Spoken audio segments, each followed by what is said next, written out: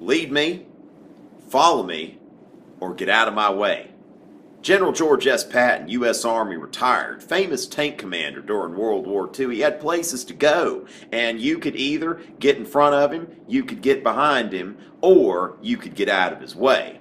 And when I teach the relationships between colonists and Native Americans that they encountered, I tend to use General Patton as an example because, like General Patton, the different European colonists had different goals depending on whether they were French or Spanish or English. So each of them had different ways of interacting with the Indians and making money, which was everybody's end goal. So first of all, the French. Now, while you typically may think of European colonists as just victimizing the Indians and making them subservient to them or something like that, the French had a different end game. The French made their money through the fur trade.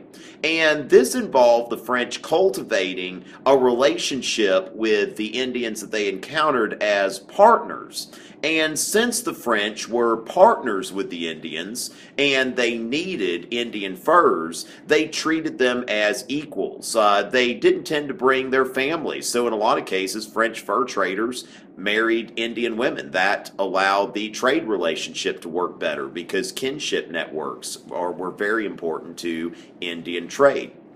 So the French, bringing few colonists and relying on the Indians as trading partners in the fur trade, they wanted the Indians to lead them. Even French priests who came to convert Native Americans to their religion, they went out to the Indian settlements and did their work from there. They learned the Indian languages. The French wanted the Indians to have a very comfortable working trade relationship with them. Now, the Spanish were a different story. The Spanish came in as conquerors. You remember the conquistadors. And when the Spanish came in, they conquered the Indians, and then they put them to work in the Encomienda System.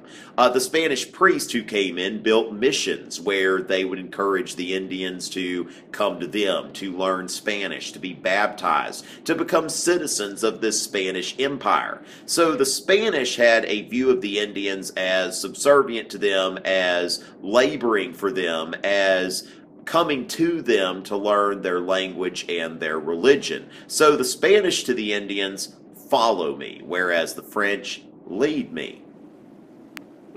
Now, the English were different than all of the other colonists because, unlike them, they weren't coming to conquer, they weren't coming to trade furs. The English were coming to farm, and they were coming in droves. They were bringing their families, and when they got to North America, they were clearing land, building towns, farms, even some cities, and they were engaged in agriculture and trade. And the English weren't really interested in any kind of relationship with the Indians whatsoever. There really wasn't an organized program of evangelism even, although there may have been some missionaries here and there. But the best thing that the Indians could do, according to the English, is get out of the way. And of course that will continue throughout U.S. history as a theme because the United States is going to inherit that British mentality that the Indians should simply get out of the way. So keep in mind when you're thinking about relationships between the colonists and the Indians, think about General Patton, lead me, follow me,